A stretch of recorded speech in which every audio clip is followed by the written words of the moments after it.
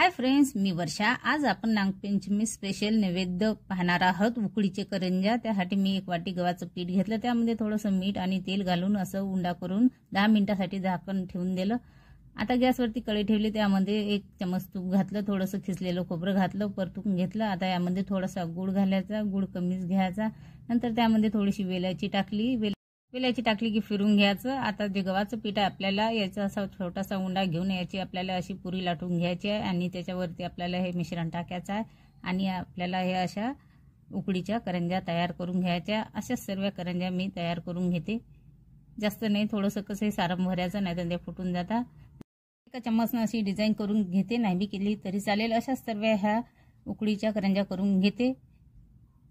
आता एक चाळणी घेतली, थोडंसं तेल लावलं, पाणी गरम करायसाठी ठेवलं, त्याच्यावरती चाळणी ठेवली, 10 मिनिटं उकळून घेतल्या। तर नक्की बनवा, हे पटकनी होता। झाल्या आहेत करंज्या। व्हिडिओ आवडला असेल तर लाईक शेअर